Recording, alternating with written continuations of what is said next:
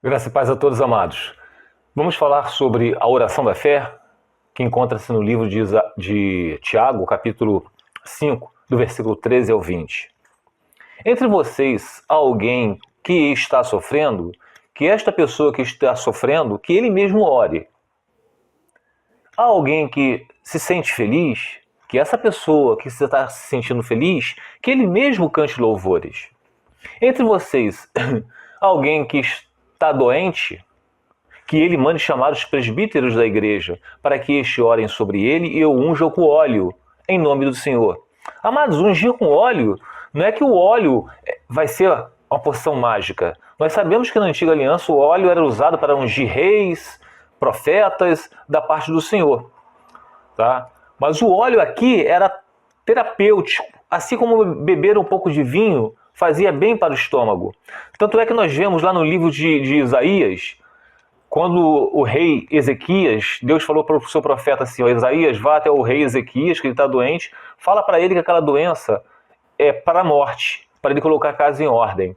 Mas aí, Ezequias, que era um rei temente a Deus, virou para a parede e orou a Deus, falou, Senhor, sempre te adorei, sempre andei nos teus caminhos. Aí, moral da história, Deus fala para o profeta voltar e falar para o rei que ele dará mais 15 anos de vida para esse rei.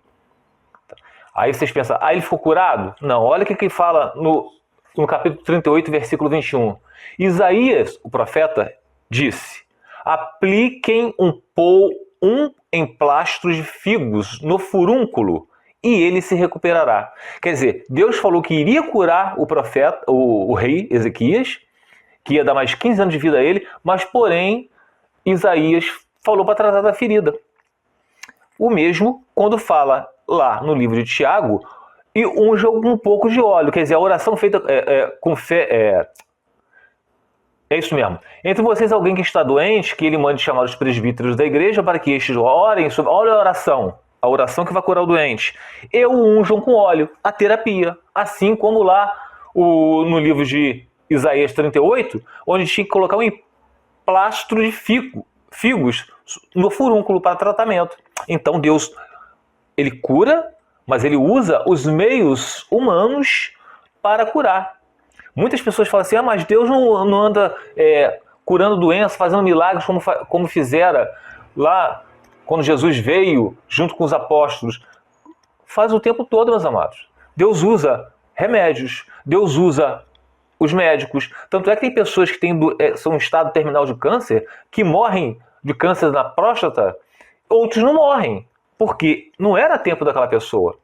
E aquelas que vêm a falecer, é porque era ter chegado o tempo dele ir. Então, não tem dificuldade de entender isso. Então tá. E a oração feita com fé curará o doente e o Senhor o levantará. E se houver cometido pecados, ele será perdoado. Pecados, porque todos nós somos pecadores. Vocês vão entender essa parte. E se houver cometido pecados, ele será perdoado. Espero que no decorrer vocês vão entender. Vai explicar aqui, ó. Portanto, olha o que vem agora. Confesse os seus pecados uns aos outros e orem uns pelos outros. Então, para orar uns pelos outros, primeiro tem que confessar seus pecados. Aquele homem que estava doente falou assim, ó, e você que está doente, que você ore a Deus para você ser curado. A oração com fé levantará o doente. Então, mas tem um porém. Confesse os seus pecados uns aos outros e orem uns pelos outros para serem curados. A oração de um justo é poderosa e eficaz. Um justo, por quê? Quem que nos justifica?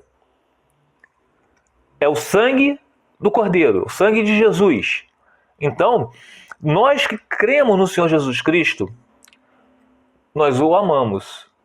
Então, o Espírito Santo habita em nós. E quem que nos justifica? É o Espírito Santo. Que todos nós somos pecadores. Então diz assim, ó, a oração do justo é poderosa e eficaz. Por quê, meus amados? Porque diz no livro de João 9:31. Sabemos que Deus não ouve a pecadores. Aí vocês falam, mas pecador todo mundo é, então Deus não vai ouvir ninguém.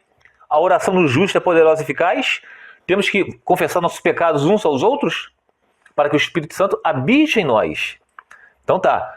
Não houve pecadores, mas houve o homem que o teme e pratica a sua vontade. A vontade que é do homem? Não, a vontade de Deus. E como que a gente aplica a vontade de Deus? Pois é Deus que efetua na gente o querer e o realizar, de acordo com a vontade de Deus. Somente quem tem o Espírito Santo, tá, que vai praticar a vontade de Deus, porque o Espírito Santo vai direcionar ele a praticar a vontade de Deus. Agora, terminando o livro de Tiago, vamos lá.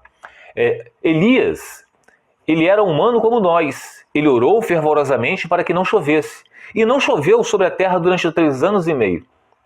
Orou outra vez, e o céu enviou chuva e a terra produziu seus frutos. Meus irmãos, se alguém de vocês se desviar da verdade e alguém o trouxer de volta, lembre-se disso. Quem converte o pecador do erro do seu caminho, salvará a vida dessa pessoa e fará com que muitíssimos pecados sejam perdoados. Então, amados, o que a gente entende disso? Realmente, a pessoa que está doente, que ele ore. Mas antes essa pessoa tem que confessar seus pecados. Porque a oração de um justo é poderosa e eficaz. E Deus não ouve a pecadores, mas aquele que pratica a sua vontade. E essa prática só é feita através da habitação do Espírito Santo de Deus em nós. Tá? E quando chama o presbítero, ele também não pode estar na prática do pecado. Não pode ser um falso mestre. Tá? Porque ele vai orar sobre essa pessoa e não vai acontecer nada, porque Deus não habita dentro desse falso mestre. Dentro desse falso mestre está habitando o diabo, é o acusador. Por isso que nós temos que confessar nossos pecados uns aos outros, para sermos curados, tá bom? Fiquem os irmãos na paz do Senhor Jesus.